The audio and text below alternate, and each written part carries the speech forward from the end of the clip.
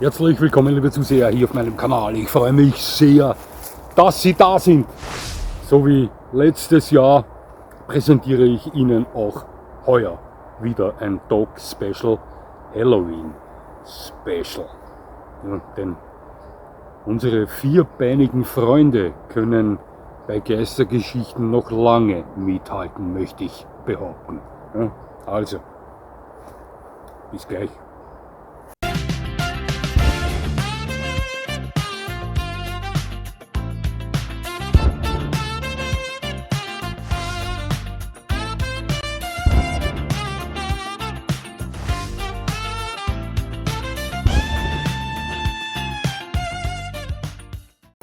Nun, um das Ganze auch wirklich präsentieren zu können, möchte ich Ihnen vorschlagen, Sie folgen mir in die Tiefen des dunklen Waldes. Und zwar jetzt und gleich.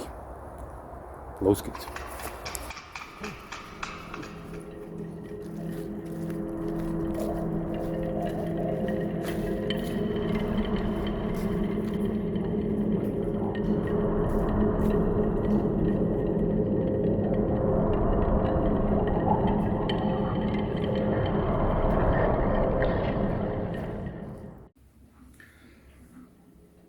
Nun, ich liebe Mythen, Sagen und Legenden. Ich verschlinge diese.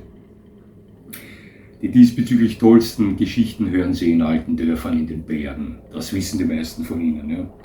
Ich erzähle Ihnen was. Meine leider schon verstorbene Tante, die lebte in Salzburg und direkt vor ihrem Balkon thronte der sagenumwobene Untersberg. Zu Volksschulzeiten war ich zusammen mit meiner Großmutter öfter mehrere Wochen bei ihr in Salzburg zu Gast. Wenn meine Tante mir dann von Kaiser Barbarossa erzählte, welcher in diesem majestätischen Berg schlafend auf seine Auferstehung wartet, oder von den Untersbergmännchen, Zwerge, die sich in den Höhlen dieses Massivs tummeln, dann wurden meine Augen immer größer und größer. An ihrem Haus grenzte ein herrlicher Wald, und wenn ich draußen spielte, dann gaben mir meine Oma und meine Tante häufiger zu verstehen, ich solle nicht zu weit alleine in den Wald hineingehen. Natürlich weiß ich heute, dass die beiden sich einfach nur sorgten, ich könnte mich verlaufen und nicht mehr nach Hause finden. Meine Tante kannte meine Abenteuerlust und traute mir nicht über den Weg, und deswegen erzählte sie mir vom Waldschrat. Ein Walddämon, welcher in der Gegend sein Unwesen treibt und mit Vorliebe Kinder, die sich zu weit in sein Reich wagen, verschleppt. Und damit hatte sie mich. Und konnte sich darauf verlassen, dass ich es nicht wagen würde, mehr als einen Meter alleine in den Wald hinein zu gehen. Aber diesen einen Meter, den habe ich immer gewagt, ja, und bin dann schnell wieder rausgelaufen. Am Abend stand ich dann immer mit dem Fernglas am Balkon und versuchte, die Zwerge am Untersberg oder den Waldschrat zwischen den Bäumen zu entdecken. Und ich sage Ihnen was, das war extremst spannend, ja, möchte ich nicht missen. Die Faszination zu solchen Dingen besteht bei mir bis heute. Ja. Vom von mir so bezeichneten Gruselwald, etwa 10 Gehminuten von meinem Wohnort entfernt, von dem habe ich Ihnen schon erzählt. Ja. Ein Waldstück, in welchem zu Zeiten des Zweiten Weltkrieges grausame Dinge geschehen sind. Einige Altneudörfler sprechen davon, dieser Wald hätte einen bösen Geist. Als ich das erste Mal davon hörte, damals hatte ich Vito noch nicht, war ich 2 Tage später schon im Wald und erkundete ihn. Dieser Wald bietet eine eigenartige Atmosphäre, das stimmt schon. Ja. Doch Geist ist mir noch keiner begegnet, doch mit Vito. Zusammen erlebte ich schon einige seltsame Dinge dort. Vor etwa 2 Jahren tankten wir beide uns gemeinsam abseits der Pfade dort im Dickicht durch und standen plötzlich vor einem mit weißem Tischtuch gedeckten und mit Blumen geschmückten Tisch. Mitten im Wald, abseits der Pfade. Keine Ahnung, wer den dorthin transportiert hat oder wozu der diente, ich weiß es nicht. Ja. Und letztes Jahr, so war ich hier sitze, trafen Witt und ich dort auf einer Lichtung auf mehrere mit roten Kutten bekleidete Personen, die im Kreis gesessen, einer in der Mitte des Kreises stehenden Person mit blauer Kutte lauschten. Die haben mich bemerkt, als ich mit Vito vorbeigegangen bin, und der Herr mit blauer Kutte meinte zu mir, nur keine Scheu, kommen Sie näher. Ich meinte dann, na, ich habe da dankend abgelehnt und meinte, ich habe es etwas eilig, und habe mich mit Vito dann vertschüsst. Ich weiß bis heute nicht, was sie dort gemacht haben, aber ich kann Ihnen sagen, das wirkte alles ziemlich unheimlich und grotesk auf mich. Sieht man nicht alle Tage so etwas. Ja?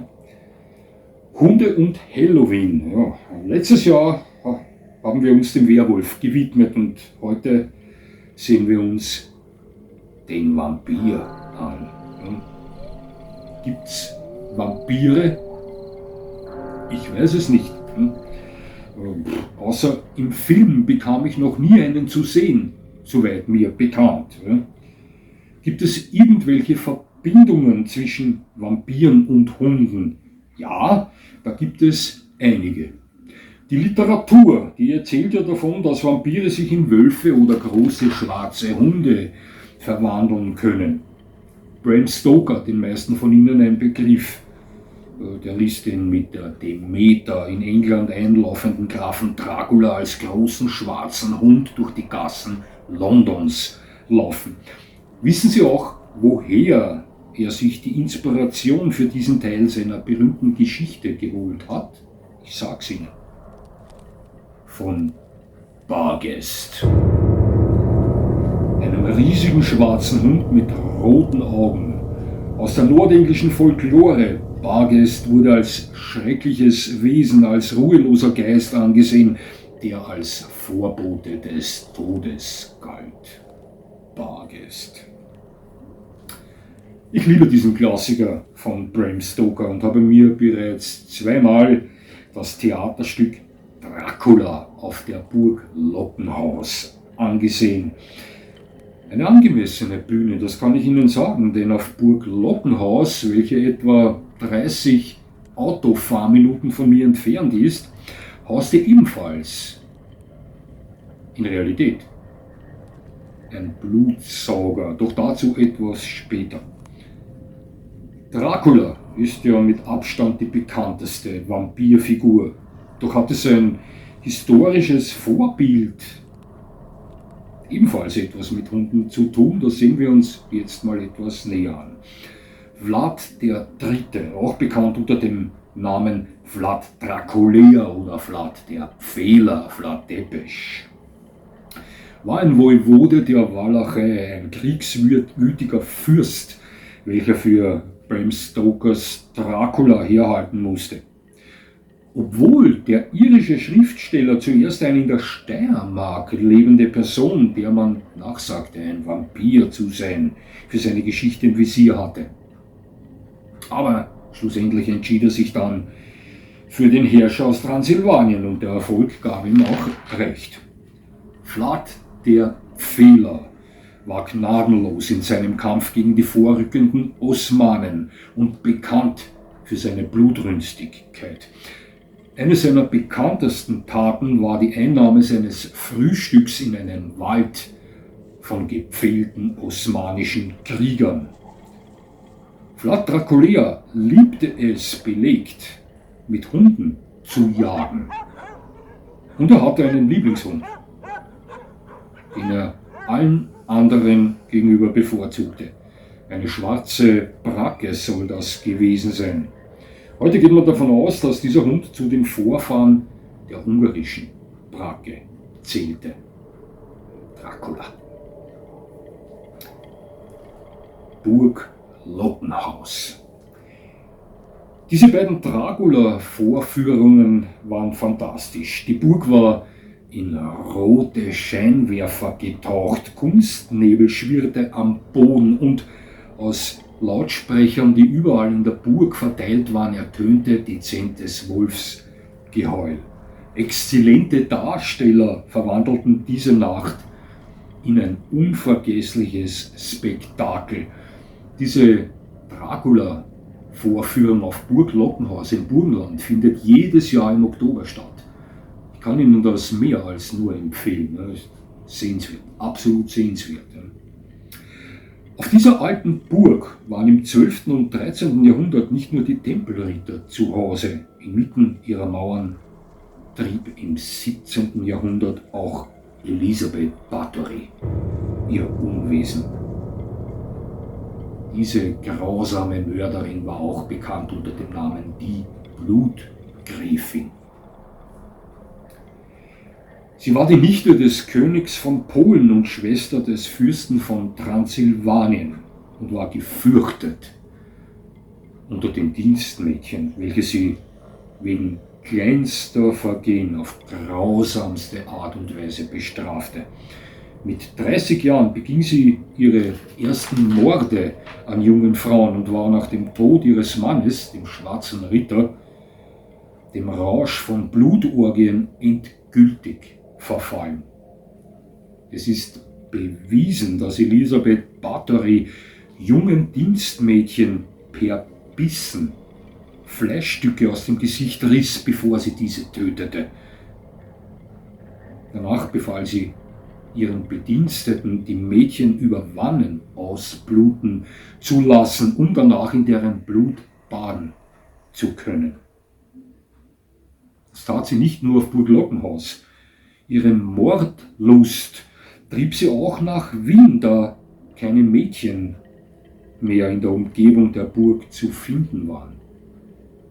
20 Jahre lang trieb sie ihr Unwesen.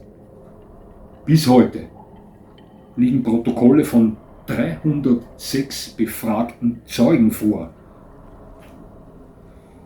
Was haben Hunde mit der Blutgräfin zu tun? Nun, sie nutzte Hunde, sie hielt Hunde für einen bestimmten Zweck. Die Anzahl der weiblichen Leichen war derart groß, dass die Bediensteten, welche dafür verantwortlich waren, die Toten zu entsorgen, keinen Platz mehr fanden. Können Sie sich das vorstellen? Die waren teilweise unter den Betten in der Burg versteckt und verrotteten. Elisabeth Bathory hielt Hunde im Burggraben und diese Hunde nutzte sie dazu, die menschlichen Überreste verschwinden zu lassen. Bis heute gilt die Blutgräfin mit über 600 Opfern als die größte Serienmörderin der Geschichte. Nun, Verbindung Hund und Vampir. Bargest. Inspirierte Bram Stoker. Der echte Dracula liebte eine Bracke. Die Blutgräfin nutzte Hunde als Problembeseitiger. Doch einen habe ich noch für Sie und in dieser Geschichte sind die Hunde selbst die Vampire. Ein mittelalterliches Dorf im spanischen Tarragona verbirgt ein Geheimnis. Denn dort lebten die Dips. Schwarze, hinkende Hunde mit leuchtenden Augen, welche als Vampirhunde betrachtet wurden. Jede Nacht kamen sie aus ihren Verstecken, griffen das Vieh an und saugten den Tieren das Blut aus. Die Bewohner des Dorfes waren so überzeugt von der Existenz dieser Vampirhunde, dass sie ihrem Wohnort den Namen Pratt-Dip, was so viel bedeutet wie Wiese der Dips, verliehen. Außerdem wurden 2 dieser Vampirhunde als Statuen auf dem Altar einer im 17. Jahrhundert erbauten Kirche im Ort platziert. Und auch im Wappen des Dorfes findet sich ein Vampirhund wieder. Die Tipps. Als Tourist hat man heute die Möglichkeit, eine spezielle Vampirhunde-Tour durch die Gegend zu erleben. Nun, Schloss Bran in Rumänien hat gezeigt, wie es geht, nicht? Ja. Nun, liebe Zuseher, so viel zum Thema Vampire und Hunde. Ich persönlich empfinde ja das Gebiss von Hunden weit beeindruckender als jeniges von Vampiren, aber das ist eine Ansichtssache. Ein Bargeist. Wäre ein toller Name für einen schwarzen Rüden, möchte ich mal sagen. Ja. Es hat mich sehr gefreut, dass Sie mir zugesehen haben. Ich würde mich natürlich freuen, wenn Sie mir weiterhin zusehen. Und jetzt wünsche ich Ihnen noch einen schönen Tag. Und das war's schon wieder.